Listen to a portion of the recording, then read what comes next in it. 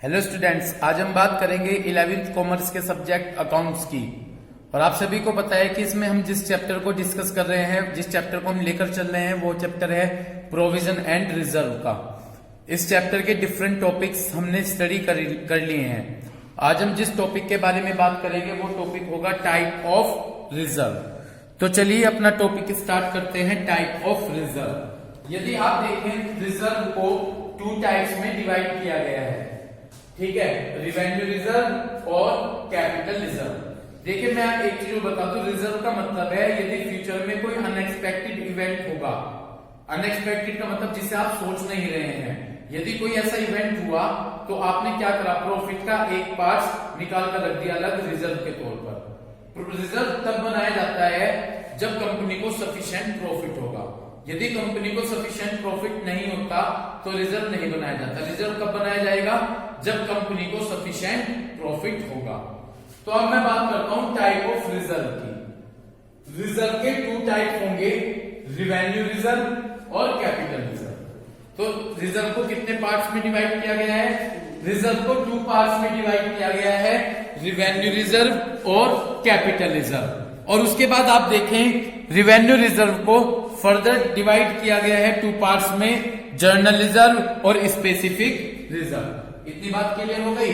तो रिजर्व को पहले 2 टाइप्स में डिवाइड किया गया, रिवेन्यू रिजर्व और कैपिटल रिजर्व। और उसके बाद रिवेन्यू रिजर्व के 2 टाइप्स हो गए, जर्नल रिजर्व और स्पेसिफिक रिजर्व।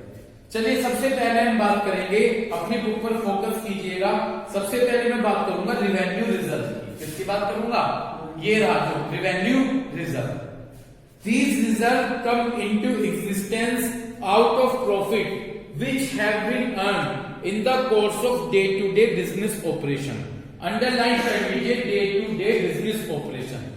जो बिजनेस को हमने रन करके डे बाय डे जो प्रॉफिट अर्न किया, तो डे बाय डे जो बिजनेस में हमने प्रॉफिट अर्न किया, उस प्रॉफिट में से यदि हम कोई रिजर्व बना रहे हैं उसे हम रिवेन्यू रिजर्व कहते हैं। आप ध्यान से सुनिएगा, विच, फोकस करें बुक पर, विच हैव बीन अर्न, जो कि प्रॉफिट आपने अर्न किया in the course of day to day business operation. जब आप अपने बिजनेस को चला रहे हैं तो डे टू डे जो आपने प्रॉफिट अर्न किया, उस प्रॉफिट में से जो आपने रिजर्व बनाया, उस रिजर्व को हम क्या कहेंगे? Revenue reserve. समझे? तो रिवेन्यू रिजर्व किसमें से बनाया जाएगा? जो प्रॉफिट आप डे बाय डे अर्न करेंगे। हर एक दिन जो प्रॉफिट अर्न करते हैं, उस प्रॉफिट में से यदि आप कोई रिजर्व बनाते हैं तो उसे रिजर्व को क्या कहेंगे आप? Revenue reserve. समझे? किससे बनेगा ये? डे बाय डे ऑपरेशन से, डे बाय डे बिजनेस करके जो हमने प्रॉफिट अर्न किया, उसमें से, उस प्रॉफिट में से यदि आप कोई रिजर्व निकाल रहे हैं तो वो रिजर्व क्या कहलाएगा? रिवेन्यू रिजर्व कहलाएगा। समझ गए? क्लियर है क्या? आगे पढ़िएगा, अपनी बुक पर फोकस रखें, ठीक है ना जी। Therefore the revenue reserve represent, तो रिवेन्यू रिजर्व रिप्रेजेंट करता है अनडिस्ट्रीब्यूटेड प्रॉफिट। अंडरलाइन कर लीजिए, रिवेन्यू रिजर्व किसको रिप्रेजेंट कर रहा है? अनडिस्ट्रीब्यूटेड प्रॉफिट को। अनडिस्ट्रीब्यूटेड प्रॉफिट के नीचे अंडरलाइन कर लीजिए, and such are available for the distribution of dividend. और जो कि किस चीज के लिए अवेलेबल होगा? डिविडेंड डिस्ट्रीब्यूट करने के लिए अवेलेबल होगा। तो ये जो रिवेन्यू रिजर्व बनाएंगे, ये आप किसमें से बनाएंगे? जो प्रॉफिट आपने अर्न किया है डे बाय डे बिजनेस से, उस प्रॉफिट का यदि आप एक पार्ट अलग निकाल कर रख देते हैं रिजर्व के तौर पर, तो उस रिजर्व को आप किस नाम से जानेंगे? उस रिजर्व को आप रिवेन्यू रिजर्व के नाम से जानेंगे। रिवेन्यू रिजर्व को आप अनडिस्ट्रीब्यूटेड प्रॉफिट भी कहते हैं। क्या कहते हैं रिवेन्यू रिजर्व को? रिवेन्यू रिजर्व को आप अनडिस्ट्रीब्यूटेड प्रॉफिट भी कहेंगे। क्लियर है? और इस प्रॉफिट का यूज आप किस लिए कर सकते हैं? इस प्रॉफिट का यूज आप डिविडेंड देने के लिए कर सकते हैं। क्लियर है क्या? मुझे एक बात पूछनी है आप सभी से, ये रिजर्व किस में से बनेगा? ये रिजर्व किस में से बनेगा? जो प्रॉफिट हमने अर्न किया डे बाय डे बिजनेस से, उस प्रॉफिट में से ये रिवेन्यू रिजर्व बनाया जाता है। ओके, यहां पर आ जाइए, इसमें नेक्स्ट, रिवेन्यू रिजर्व में be following 2 types. Revenue reserve को आप कितने भाग में डिवाइड कर सकते हैं, कितने पार्ट्स में डिवाइड कर सकते हैं, 2 टाइप। देखिए बोर्ड पर बताया गया है, रिवेन्यू रिजर्व को आप 2 पार्ट्स में डिवाइड करेंगे। फर्स्ट इज जर्नल रिजर्व और second is specific reserve. Okay, तो मैंने रिवेन्यू रिजर्व का मतलब तो आपको क्लियर कर दिया। ये एक ऐसा रिजर्व होगा जो कि company day by day business करके जो प्रॉफिट अर्न करती है उसमें से जो रिजर्व बनाया जाएगा उसे हम रिवेन्यू रिजर्व कहेंगे। अब मेरा नेक्स्ट टारगेट है क्या, जर्नल रिजर्व। पहले ओरली सुने, बोलू जर्नल रिजर्व का मतलब पहले ओरली सुनिए। जो प्रॉफिट होता है ना, जो एक बिजनेस में प्रॉफिट हुआ वो सारा का सारा ओनर को डिस्ट्रीब्यूट नहीं किया जाता। वो सारा का सारा किसको डिस्ट्रीब्यूट नहीं करेंगे, बल्कि कुछ प्रॉफिट रोक कर रख दिया जाता है रेनी डेज के लिए। रेनी डेज का मतलब सुनिए, जब बारिश होती है तो आप सभी को पता है कि दिनों आपको रोड पर निकलने में दिक्कत होती है। रेनी डेज का मतलब है प्रॉब्लम के दिन, ठीक है ना। जब रेनी डेज होंगे तो आपको रोड पर निकलने में दिक्कत होती है, गंदा रहता है, आपको अम्ब्रेला की जरूरत पड़ती है। क्लियर है? सुनिए मैं क्या बात कर रहा हूं, जर्नल रिजर्व की। जर्नल रिजर्व की तो बात कर रहा हूं ना मैं, सुनिएगा ध्यान से। जो ओनर होगा वो सारा का सारा प्रॉफिट डिस्ट्रीब्यूट, बिजनेस में से जितना भी प्रॉफिट होगा वो सारा का सारा ओनर को नहीं मिलेगा, बल्कि उसका एक पार्ट, प्रॉफिट का एक पार्ट रोक कर रख लिया जाएगा प्रॉब्लम के दिनों के लिए। जब बिजनेस में प्रॉब्लम के दिन आते हैं, प्रॉब्लम्स आएंगी, उन दिनों के लिए वो प्रॉफिट रोक कर रख लिया जाएगा। तो बिजनेस में जो टोटल प्रॉफिट होगा उस टोटल प्रॉफिट को किसको डिस्ट्रीब्यूट नहीं किया जाएगा, ओनर को, बल्कि उस प्रॉफिट में से प्रॉफिट का कुछ पार्ट रोक कर रख लिया जाता है इन दिनों के लिए जब बिजनेस के लिए प्रॉब्लम के दिन होंगे। ठीक है, क्लियर हो गया? तो उसको हम कहेंगे जर्नल रिजर्व। क्लियर है? उसको हम क्या कहेंगे, जर्नल रिजर्व। ठीक है भाई, तो क्या बिजनेस का सारा प्रॉफिट ओनर को डिस्ट्रीब्यूट कर दिया जाता है, उसका एक पार्ट रोक कर रख लिया जाएगा जब के लिए जब बिजनेस में प्रॉब्लम्स क्रिएट होंगी, उसे हम जर्नल रिजर्व कहते हैं। पढ़िएगा बुक से और अच्छा क्लियर होगा। Usually the businessman do not withdraw the entire profit from the business. Usually देखा गया है कि जो बिजनेसमैन होता है वो बिजनेस से एंटायर प्रॉफिट, एंटायर का मतलब जो सारा प्रॉफिट होता है वो विड्रॉ का मतलब नहीं निकालता। तो जो बिजनेसमैन होगा वो बिजनेस से सारा प्रॉफिट नहीं निकालता, बट रिटेन एक पार्ट, लेकिन प्रॉफिट का एक पार्ट, रिटेन का मतलब बिजनेस में रोक कर चलता है। रिटेन का मतलब बिजनेस में रोक कर चलता है। हाँ जी, दोबारा रिपीट करूंगा। ये देखा गया है कि जो बिजनेसमैन है वो सारा प्रॉफिट बिजनेस से नहीं निकालता, बल्कि उस प्रॉफिट का एक पार्ट बिजनेस में रोक कर रखता है। क्लियर है?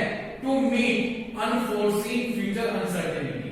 अंडरलाइन कर लीजिए, अनफोर्सीन फ्यूचर अनसर्टेनिटी। जो फ्यूचर में अनसर्टेनिटीज हैं, फ्यूचर सबको पता है अनिश्चित होता है, तो उस फ्यूचर के लिए यदि आप एक पार्ट, प्रॉफिट का पार्ट रोक कर रख देगा बिजनेस में। समझ गए? क्लियर है? तो बिजनेसमैन बिजनेस का सारा प्रॉफिट बिजनेस से नहीं निकालता, बल्कि उस प्रॉफिट का एक पार्ट रोक कर रख लेता है अनफोर्सीन फ्यूचर अनसर्टेनिटी के लिए। अनसर्टेनिटी का मतलब फ्यूचर में, फ्यूचर अनिश्चित होता है, उसके लिए प्रॉफिट का एक पार्ट रोक कर रख लेता है। ठीक है, profit so retain in the business. जो प्रॉफिट रिटेन का मतलब बिजनेस में रोक कर रखा गया फॉर ए रेनी डे। किसके लिए? Rainy day. रेनी डे का मतलब जो प्रॉब्लम के दिन आएंगे बिजनेस में, उस प्रॉफिट को उन दिनों के लिए रोक लिया जाता है। आर नोन एज, उसे हम जर्नल रिजर्व कहेंगे। क्लियर हुआ कंसेप्ट? तो क्या बिजनेसमैन बिजनेस का सारा प्रॉफिट निकालेगा? सारा प्रॉफिट बिजनेस से निकालेगा? नहीं, बल्कि उसका एक पार्ट बिजनेस में रोक कर रख लेता है। किस लिए? जब बिजनेस में रेनी डेज, प्रॉब्लम के दिन आएंगे तब के लिए वो रोक कर रख लेता है, उसे ही हम जर्नल रिजर्व कहते हैं। क्लियर है? Similarly companies also do not distribute the entire profit. इसी तरह से कंपनी अपना सारा प्रॉफिट डिविडेंड के तौर पर डिस्ट्रीब्यूट नहीं करती। कंपनी अपना सारा प्रॉफिट किसकी फॉर्म में नहीं देगी? डिविडेंड। इसी तरह से कंपनी अपना सारा प्रॉफिट डिविडेंड के तौर पर नहीं देती, बल्कि उसका एक पार्ट जर्नल रिजर्व की फॉर्म में रख लेती है। जी, कंपनियां अपना सारा प्रॉफिट किसकी फॉर्म में नहीं देगी?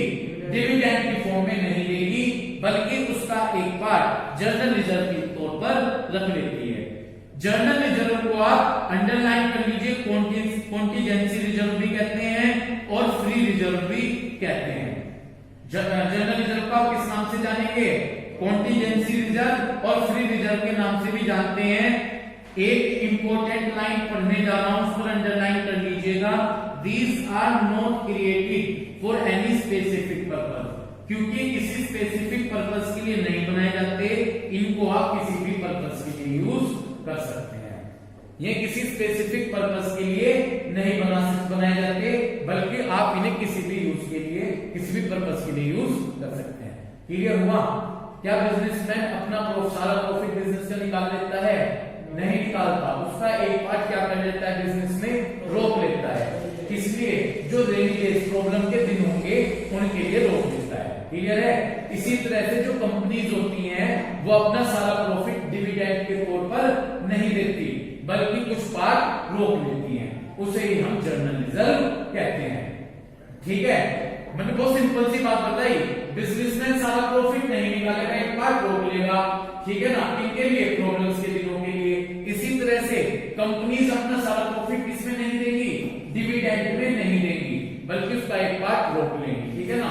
तो उसे हम क्या कहेंगे? Journal reserve. जर्नल रिजर्व को किस नाम से जाना जा सकता है? कॉन्टीजेंसी रिजर्व और फ्री रिजर्व के नाम से आप जानते हैं। क्लियर है क्या? जी क्लियर है। Objective of journal reserve. अब ये बताया गया है कि कंपनी जर्नल रिजर्व क्यों बनाती है। पहला point, for meeting unforeseen losses. Unforeseen losses का मतलब जिन लॉसेस को आप नहीं जानते। अनफोर्सीन लॉसेस का मतलब जिन लॉसेस को आप नहीं जानते, उनको पूरा करने के लिए जर्नल रिजर्व बनाया जाता है। जी, जर्नल रिजर्व किसके लिए बनाया जाएगा? अंडरलाइन कर लो, अनफोर्सीन लॉसेस के लिए। किसके लिए बनाया जाएगा? अनफोर्सीन लॉसेस के लिए। सेकंड, फॉर किस लिए बनाया जाता है journal reserve? For strengthening the financial position of the business. Business की फाइनेंशियल पोजीशन को स्ट्रॉन्ग करने के लिए। किसको स्ट्रॉन्ग करने के लिए? बिजनेस की फाइनेंशियल पोजीशन को स्ट्रॉन्ग करने के लिए। समझे? अब तक मैंने दो ऑब्जेक्टिव बताए। पहला ऑब्जेक्टिव है जर्नल रिजर्व क्यों बनाया जाता है? अनफोर्सीन लॉसेस को कवर करने के लिए। सेकंड, बिजनेस की फाइनेंशियल पोजीशन को स्ट्रॉन्ग करने के लिए। Third, for expansion of business through internal resources. Business को एक्सपेंशन का मतलब एक्सपैंड करने के लिए, बिजनेस को बढ़ाने के लिए। इसको बिजनेस को क्या करने के लिए? बढ़ाने के लिए। Through internal resources. Internal resources पर अंडरलाइन कर लो, मैं समझाता हूं इंटरनल रिसोर्सेज का मतलब। हाँ जी, मैंने बिजनेस किया, बिजनेस में 40 लाख रुपए लगाए, पहले साल मुझे 10 लाख रुपए का प्रॉफिट हुआ। वो 10 लाख किसके हैं? मेरे हैं। ठीक है, इसलिए प्रॉफिट को इंटरनल सोर्सेज कहा गया, क्योंकि वो मेरे हैं, मैं उसे किसी भी तरह यूज कर सकता हूं। अच्छा एक बात बताओ, जर्नल रिजर्व में मैंने क्या बताया था? क्या प्रॉफिट का सारा पार्ट बिजनेस में वो ओनर निकालेगा? नहीं निकालेगा, उसका एक पार्ट क्या कर लेगा? रोक लेगा, बिजनेस में दोबारा से प्रॉब्लम के दिनों को फेस करने के लिए। ठीक है, तो जर्नल रिजर्व किसमें से बनाया आपने? प्रॉफिट में से। किसमें से बनाया? प्रॉफिट का एक पार्ट को रोक लेगा, प्रॉफिट हमारा खुद का अपना होता है, इसलिए से इंटरनल रिसोर्सेज कहा गया। समझ गए क्यों कहा गया इंटरनल रिसोर्सेज? क्योंकि प्रॉफिट हमारा अपना खुद का होता है। और जर्नल रिजर्व किसमें से बनाते हैं? प्रॉफिट में से। इसलिए इन्होंने बताया जर्नल रिजर्व का यूज किस लिए करोगे? बिजनेस को एक्सपेंड करने के लिए, क्योंकि इंटरनल रिसोर्सेज है। इंटरनल का मतलब समझ गए? क्योंकि प्रॉफिट हमारा खुद का अपना होता है। ठीक है, इसलिए यहाँ पर इंटरनल रिसोर्सेज यूज किया गया। समझे? तो मैं बात कर रहा हूं जर्नल रिजर्व के बनाने के ऑब्जेक्टिव। पहला, अनफोर्सीन लॉसेस के लिए जर्नल रिजर्व बनाते हैं। सेकंड, बिजनेस की फाइनेंशियल पोजीशन को स्ट्रॉन्ग करने के लिए हम जर्नल रिजर्व बनाते हैं। एक्सपेंशन ऑफ बिजनेस, यदि हम अपने बिजनेस को क्या करना चाहते हैं? एक्सपेंड, बढ़ाना चाहते हैं, तो हम जर्नल रिजर्व बनाते हैं। For equalisation of dividend over year. Dividend को इक्वल करने के लिए। किसको इक्वल करने के लिए? ये अभी आगे भी आएगा, इसलिए मैं यहाँ पर ज्यादा फोकस नहीं करता। डिविडेंड को इक्वल करने के लिए हम जर्नल रिजर्व बनाते हैं कि हर साल डिविडेंड इक्वल जा सके। जी एक मिनट मुझे सुने। मैंने पहले भी बताया था, आपने पता नहीं वीडियो देखी है नहीं देखी है, पहले बताया था, सुनिए। एक प्रेफरेंस शेयर होते हैं, बीएससी में पढ़ा रखा है, इक्विटी शेयर होते हैं, प्रेफरेंस शेयर होते हैं। जिनके पास प्रेफरेंस शेयर होते हैं उनको डिविडेंड दिया जाता है। उनको क्या दिया जाता है? सपोज आप सभी के पास कंपनी के प्रेफरेंस शेयर है, क्या है? तो आप सभी को मेरी कंपनी के प्रेफरेंस शेयर है, तो मैं आप सभी को क्या दूंगा? डिविडेंड दूंगा। जैसे इंटरेस्ट होता है, ब्याज का नाम सुना है आपने, इंटरेस्ट होता है, इसी तरह डिविडेंड होता है, ठीक है। तो आप सभी के पास मेरी कंपनी के क्या है? प्रेफरेंस शेयर्स, तो मैं आप सबको क्या दूंगा? उसको डिविडेंड, ठीक है। तो डिविडेंड को इक्वल देने के लिए आप किसका यूज करेंगे? Journal reserve. तो जर्नल रिजर्व बनाने के ऑब्जेक्टिव क्लियर हो गए। पहला पॉइंट, जो अनफोर्सीन लॉसेस हैं उनको पूरा करने के लिए, बिजनेस की फाइनेंशियल पोजीशन को स्ट्रॉन्ग करने के लिए, बिजनेस को एक्सपेंड करने के लिए और डिविडेंड को इक्वल करने के लिए आप क्या देते हैं? आप क्या बनाते हैं? जर्नल रिजर्व बनाते हैं। जर्नल रिजर्व आपने बनाया तो इन जर्नल रिजर्व बनाने की यही ऑब्जेक्टिव। क्लियर हो गया? नेक्स्ट, अब आ जाइए स्पेसिफिक रिजर्व पर। नेक्स्ट हमारा टॉपिक क्या है जी? Specific reserve. हमने टाइप ऑफ रिजर्व 2 टाइप्स में डिवाइड किए थे, रिवेन्यू रिजर्व और कैपिटल रिजर्व। मैंने आपको रिवेन्यू रिजर्व समझाया, ठीक है, जर्नल रिजर्व समझा दिया। अब मेरा फोकस किस पर है? Specific reserve. पहले ध्यान से सुने, स्पेसिफिक रिजर्व सुनते रहो। स्पेसिफिक रिजर्व बनाया जाता है प्रॉफिट में से बनाया जाता है। किस में से बनाया जाता है? प्रॉफिट में से। और जब ये स्पेसिफिक रिजर्व बनाया जाएगा तो इसका यूज केवल स्पेसिफिक पर्पस के लिए किया जाएगा। जिस चीज के लिए आप ये बनाएंगे उसी के लिए ये यूज किया जाएगा। दोबारा से रिपीट कर रहा हूं, स्पेसिफिक रिजर्व किसमें से बनाएंगे? किसमें से बनाते हैं? स्पेसिफिक रिजर्व प्रॉफिट में से बनाया और प्रॉफिट का एक पार्ट निकाल कर रख लिया। जिस चीज के लिए निकाल कर रखेंगे उस पैसे का यूज उसी लिए किया जाएगा और किसी चीज के लिए नहीं किया जाएगा। तो स्पेसिफिक नाम यहाँ पर स्पेसिफिक है। जिस चीज के लिए आपने रिजर्व बनाया उसी के लिए आप उसे क्या करेंगे? यूज करेंगे। समझ गए? अब ध्यान से सुनते रहो। पहला क्या है? Specific reserve. Such a reserve is created for a specific purpose. जो ये रिजर्व बनाया जाता है ये स्पेसिफिक पर्पस के लिए बनाया जाता है, ठीक है। And can be utilise. Specific का मतलब किसी पर्टिकुलर पर्पस के लिए बनाया जाएगा। And can be utilise only, और यूटिलाइज का मतलब यूज, और आप उसका यूज करेंगे एक स्पेसिफिक रिजर्व के लिए ही, ठीक है ना भाई? इतनी बात आपके समझ में आ गई? तो स्पेसिफिक रिजर्व का मतलब क्या है? ये कैसा रिजर्व होगा? आप जिस स्पेसिफिक पर्पस के लिए बनाएंगे उसका यूज आप उस स्पेसिफिक पर्पस के लिए ही करेंगे। एग्जाम्पल समझ में आ जाएगा। पहला है डिविडेंड इक्वलाइजेशन रिजर्व। मुझे सुने, बहुत बढ़िया से क्लियर होगा। मुझे सुने, कौन सा रिजर्व नाम दिया उन्होंने? Dividend equalisation reserve. अभी मैंने आपको एक एग्जाम्पल दिया था कि जो प्रेफरेंस शेयर होल्डर होते हैं उन्हें क्या दिया जाता है? डिविडेंड। सपोज मेरी कंपनी है और मेरी कंपनी में प्रेफरेंस शेयर्स हैं। मैं आप सभी लोगों को वो प्रेफरेंस शेयर दे दिए। मैंने क्या दिए? मैंने आप सभी को क्या दे दिए? प्रेफरेंस शेयर्स, ठीक है। मुझे पैसों की जरूरत थी, आपने वो मुझे पैसे दे दिए, मेरी कंपनी में पैसा आ गया, मैं उस पर आपको डिविडेंड दूंगा। क्या दूंगा? समझ गए? तो आपने मेरी कंपनी के प्रेफरेंस शेयर खरीदे, मैं आपको उस पर क्या दूंगा? डिविडेंड दूंगा। समझ रहे हैं? मेरी कंपनी है ना, मैं आपको डिविडेंड दूंगा। मेरी कंपनी में जो भी प्रॉफिट होगा उस प्रॉफिट में से मैं आपको डिविडेंड दूंगा। इधर मुझे सुनो, नहीं एग्जाम्पल समझ में नहीं है ना, ठीक है ना? आपने क्या खरीदे मेरी कंपनी के? प्रेफरेंस शेयर्स, ठीक है। और आपने मुझे पैसे दिए, वो पैसे मेरे पास आ गए, मैं आपको डिविडेंड दूंगा। उन पर क्या दूंगा? डिविडेंड दूंगा मैं अपने प्रॉफिट में से, जो मुझे प्रॉफिट होगा। समझ गए? और मैं आपको पहले ही बता दूंगा, सुनो, प्रॉफिट में से दूंगा, ठीक है। मैंने आपको 1 साल डिविडेंड दिया, 2 साल डिविडेंड दिया, तीसरे साल मैं आपको कम डिविडेंड दूं, ठीक है। तीसरे साल मैं आपको कम डिविडेंड दूं तो आपके माइंड में क्या जाएगा, मैं डिविडेंड किसमें से दे रहा था, प्रॉफिट में से, ठीक है। तीसरे साल मैंने कम डिविडेंड दिया तो आपके क्या माइंड में आया कि कंपनी को क्या हुआ है, कंपनी को कम प्रॉफिट हुआ है, कंपनी को क्या हुआ है, कम प्रॉफिट हुआ है, इसलिए उन्होंने हमें कम डिविडेंड दिया।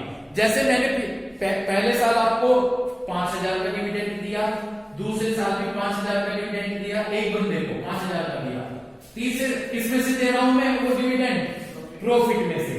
तीसरे साल मैंने आपको 3,000 डिविडेंड दिया, माइंड में क्या गया आपके कि कंपनी को प्रॉफिट कम हो रहा है इसलिए मुझे उन्होंने डिविडेंड कम दिया, इससे कंपनी की रेपुटेशन क्या हो जाती है, बेकार हो जाएगी। तो अपनी रेपुटेशन को अच्छा बनाने के लिए आप क्या करोगे, आप एक रिजर्व बनाओगे, जिस रिजर्व का क्या नाम दिया गया, डिविडेंड इक्वलाइजेशन रिजर्व, ठीक है। जिस साल आपको ज्यादा प्रॉफिट होगा उस ज्यादा प्रॉफिट में से एक पार्ट इस अकाउंट में ट्रांसफर कर दीजिए, ठीक है, ताकि अगर किसी साल कम प्रॉफिट हो तो डिविडेंड कम ना दें, इस अकाउंट से पैसा निकालें और डिविडेंड दे दें, इससे कंपनी की मार्केट में रेपुटेशन अच्छी बनी रहेगी। इसके समझ में आई बात है? तो आई क्लियर हुई, तुम्हारे क्लियर हुई भाई, डिविडेंड किसमें से दिया जाता है, प्रॉफिट में से, समझ में आ गई बात, ठीक।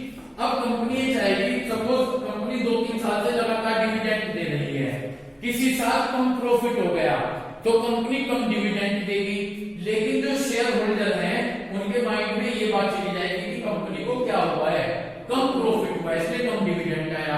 कंपनी अपनी इमेज अच्छी बनाना चाहती है तो वो क्या बना लेगी, डिविडेंड इक्वलाइजेशन रिजर्व बना लेगी, समझ गए। और जिस साल ज्यादा प्रॉफिट होगा उस साल उसका एक पार्ट इस अकाउंट में ट्रांसफर कर देगी, समझ में आ गया। तो आ गया डिविडेंड इक्वलाइजेशन रिजर्व में पैसा, और जिस साल कम प्रॉफिट हुआ तो उस साल कम डिविडेंड नहीं देगी बल्कि इस अकाउंट से पैसा निकाल लेगी, ठीक है, और क्या दे देगी, डिविडेंड जितना दे रही है, फिर कम डिविडेंड तो नहीं जाएगा, इस अकाउंट से पैसा निकाल कर उतना ही डिविडेंड दे देगी, उससे शेयर होल्डर के माइंड में गलत इमेज नहीं जाएगी, पॉजिटिव बनी रहेगी। अब आपने डिविडेंड इक्वलाइजेशन रिजर्व बनाया तो उसका यूज सिर्फ किस लिए करोगे, डिविडेंड देने के लिए, और किसी चीज के लिए यूज नहीं करोगे, इसलिए इसका नाम स्पेसिफिक रिजर्व है कि जिस चीज के लिए बनाया गया उसी चीज के लिए वो रिजर्व यूज किया जाएगा। मैंने डिविडेंड के लिए बनाया तो इसका यूज केवल किस लिए करूंगा, डिविडेंड, और किसी चीज के लिए यूज नहीं करूंगा। ये समझ में आएगा, ये है डिविडेंड इक्वलाइजेशन रिजर्व, पढ़ लीजिए। सच्चे रिजर्व बस आप इसे पढ़ लीजिएगा, यही मिलेगा सेम एज इट इज, फिर भी पढ़िएगा। ये रिजर्व बनाया जाता है to maintain fix rate of dividend, ताकि आप फिक्स रेट से डिविडेंड दे सकें इन द ईयर इन विच, उस साल जिस साल profit are sufficient, profit sufficient का मतलब बढ़िया है, प्रॉफिट अच्छा है, जिस साल प्रॉफिट अच्छा है उसका एक पार्ट, उस प्रॉफिट का एक पार्ट आप इस रिजर्व में ट्रांसफर कर देंगे। क्या है इस रिजर्व का नाम, डिविडेंड इक्वलाइजेशन रिजर्व। तो उस प्रॉफिट का जिस साल ज्यादा प्रॉफिट होगा उसका एक पार्ट इसमें ट्रांसफर कर देंगे, ठीक है, और इट इज यूटिलाइज, और इसका यूज होगा ताकि आप डिविडेंड हर साल एक समान प्रोवाइड करते रहें, समझ में आ गया। तो जिस साल ज्यादा ये रिजर्व बना लिया आपने, जिस साल ज्यादा प्रॉफिट होगा उसका एक पार्ट इस अकाउंट में ट्रांसफर कर दें, ताकि आप एक फिक्स रेट से क्या देते चले जाएं, डिविडेंड, वो कम ना हो, समझ गए। तो जो आपने रिजर्व बनाया इसका यूज किस लिए किया जाएगा, केवल डिविडेंड देने के लिए। सेकंड है reserve for replacement of assets. जी बड़ा अच्छा एग्जांपल है, पहले तुम्हें एग्जांपल कवर करना है, है ना, पढ़ो एग्जांपल। मैं इसे आपको ऐसे ही समझाऊंगा, सुनो ध्यान से, बोलूं। मैंने एक मशीन खरीदी थी 10 लाख की, क्या है, मैंने एक मशीन कितने की खरीदी, मुझे सुनो, थोड़ी देर बुक छोड़ दो। मैंने एक मशीन खरीदी थी 10 लाख रुपीस की, समझ रहे हैं, कितनी खरीदी, और मुझे उम्मीद थी कि वो मशीन 10 ईयर्स चल जाएगी। कितने साल चलेगी, 10 साल। ये कितने साल चलेगी, 10 साल, ठीक है। कितने की खरीदी थी वो मैंने मशीन, 10 लाख की। देखो एक मिनट, मैंने वो 10 लाख की खरीदी थी, ओके, पता है वो 10 साल चलेगी, मैंने उसे 10 से डिवाइड कर दिया, एक साल का मेरा 1 लाख रुपए, 1 लाख रुपीज आया, क्लियर है। ये मैंने डेप्रिसिएशन चार्ज कर दिया एक साल। एक मशीन खरीदी थी कितने की, 10 लाख की, जल्दी जल्दी एक्सप्लेन करूंगा, सुनते चले जाना। 10 लाख की खरीदी थी,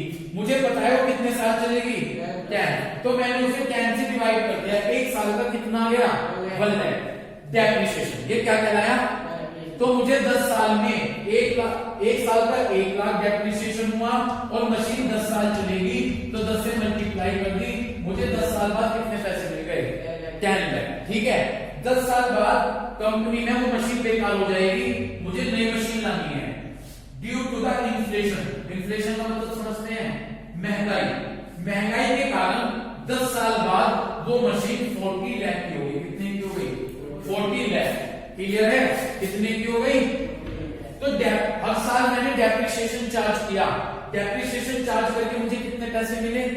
10 लाख। लेकिन महंगाई के कारण वो 40 की हो गई, इन दोनों का डिफरेंस 30 लाख। वो कहां से आए? इसीलिए आप एक रिजर्व बना लोगे। क्या बना लोगे? उस रिजर्व का नाम दिया reserve for replacement of assets, कि आप किसको रिप्लेस करना चाह रहे हैं? असेट्स को रिप्लेस करना चाह रहे हैं। आपने रिजर्व बना लिया, ठीक है। इसमें आप हर साल एक अमाउंट ट्रांसफर करते रहिए ताकि आफ्टर 10 इयर्स आपको आपका वो पैसा कवर हो जाए, कि जिससे आप एक नई मशीन को क्या कर दें? रिप्लेस कर दें। या आपको पता है कि 10 साल बाद जो चीज आज आपने खरीदी 10 साल बाद वो आपको महंगी मिलेगी, महंगाई के कारण, इन्फ्लेशन के कारण। अब आपने जितने की खरीदी वो तो किससे कवर हो गया? डेप्रिसिएशन से। उस महंगाई के कारण जो वो एक्स्ट्रा प्राइस हो वो कहां से कवर हो? उसके लिए आपने रिजर्व बना लिया, reserve for replacement of assets, और उसमें एक प्रॉफिट का एक पार्ट लगातार ट्रांसफर करते चले गए। तो इस तरह से आपको 10 साल बाद आपके पास वो पैसा इकट्ठा हो जाएगा, जिससे आप अपनी मशीन को क्या कर सकते हैं? रिप्लेस कर सकते हैं। ये लिखा है, पढ़ लीजिएगा। नेक्स्ट पेज पर आ जाए। नेक्स्ट पेज पर इन्वेस्टमेंट फ्लक्चुएशन फंड। किसी ने मेरे से पहले भी पूछा था, हर्षित ने पूछा था। देखो, इन्वेस्ट 3 पॉइंट है, बहुत सिंपल से सुनते चले जाइए। Investment fluctuation fund. इन्वेस्टमेंट का मतलब मैंने कहीं अपने बिजनेस में जो मैंने कहीं पैसा इन्वेस्ट कर दिया, क्या कर दिया? कहीं मैंने 10 लाख रुपए लगा दिए, ठीक। अब ये भी तो डर है कि कहीं वो पैसे घट ना जाए, बढ़ भी सकते हैं और घट भी। अगर घट जाए तो आप घट भी तो सकते हैं, तो उसके लिए आप एक रिजर्व बना लीजिए, इन्वेस्टमेंट फ्लक्चुएशन फंड। और इसमें प्रॉफिट का एक पार्ट जब भी ज्यादा हो ट्रांसफर कर दीजिए, ताकि अगर इन्वेस्टमेंट करके पैसा घट गया तो वो यहां से आप कवर कर लेंगे। समझ गए? क्या क्या था? आपने इसमें पैसा अपना इन्वेस्ट किया था, तो आप इन्वेस्टमेंट के पैसे कहीं घट न जाए उसके लिए आपने रिजर्व बना लिया। और इस रिजर्व का यूज कब करेंगे? जब इन्वेस्टमेंट का पैसा क्या हो जाएगा? घट जाएगा, तो ये आप इसका यूज करेंगे। Next, workman compensation fund. Factory में वर्कर काम करें, हो सकता है उनके साथ एक्सीडेंट हो जाए, ठीक है, तो आप एक अलग रिजर्व बनाकर छोड़ देंगे, वर्कमैन कॉम्पेंसेशन रिजर्व, ठीक है। प्रॉफिट का एक पार्ट इसमें निकाल कर रख दिया, और एक्चुअल में मतलब ये भी है कि जब वर्कर के साथ कोई एक्सीडेंट हो गया तो एट दैट टाइम इस पैसे का यूज आप करेंगे। समझ गए? तो ये क्या होगा? Workman compensation reserve. और लास्ट है डिबेंचर रिडम्पशन रिजर्व। रिडम्पशन को रीपेमेंट लिख लो, डिबेंचर को क्या लिख लो? रीपेमेंट। डिबेंचर रिडम्पशन रिजर्व, ठीक है जी। ध्यान से सुनिएगा इसे, डिबेंचर रिडम्पशन रिजर्व को ध्यान से सुनो। मेरी कंपनी है, मुझे पैसे की जरूरत है, लोन की जरूरत है, मैंने आप लोगों को डिबेंचर इशू कर दिया। क्या इशू करे? आपने मेरी कंपनी के डिबेंचर खरीदे और मुझे क्या दे दिया? पैसा। लेकिन आफ्टर सम टाइम, ठीक है, आपने मुझे पैसा दे दिया, रुको, मेरी कंपनी है, मुझे लोन की जरूरत है, तो मैंने डिबेंचर इशू करे, पब्लिक ने डिबेंचर खरीदे और मुझे क्या दे दिया? पैसा दे दिया। अब वो पैसा मुझे कुछ टाइम बाद आपको वापस भी तो करना है। मैंने कहा मैं पैसा 2 साल बाद वापस करूंगा, तो अब मैं क्या करूंगा? डिबेंचर रिडम्पशन रिजर्व बना लूंगा और इसमें प्रॉफिट का एक पार्ट ट्रांसफर कर दूंगा, ताकि 2 साल बाद जब मुझे पैसा देना हो तो मुझे कोई दिक्कत ना हो। और उस पैसे का यूज, जो डिबेंचर रिडम्पशन रिजर्व बनाऊंगा, इसका यूज मैं किस लिए करूंगा? केवल डिबेंचर का पैसा लौटाने के लिए करूंगा। ये है मेरा डिबेंचर रिडम्पशन रिजर्व। कितनी बात आपके समझ में आ गई? आज हम यहीं तक कवर करेंगे। तो आज हमने जो टॉपिक डिस्कस किया वो टॉपिक रहा हमारा टाइप ऑफ रिजर्व, जिसमें हमने डिस्कस किया कि रिवेन्यू रिजर्व क्या होता है, ठीक है ना। उसके बाद हमने देखा कि रिवेन्यू रिजर्व को 2 टाइप्स में डिवाइड किया गया, जनरल रिजर्व और स्पेसिफिक रिजर्व। उसके बाद हमने डिस्कस किया कि जनरल रिजर्व होता क्या है, और जनरल रिजर्व जब एक कंपनी बनाती है तो उसके क्या ऑब्जेक्टिव होते हैं, और एट द एंड हमने देखा कि स्पेसिफिक रिजर्व क्या होता है, और स्पेसिफिक रिजर्व के डिफरेंट एग्जाम्पल्स की हमने स्टडी की। तो उम्मीद करता हूं इस वीडियो को देखकर आप ये कंसेप्ट अच्छे से क्लियर करेंगे। Thank you.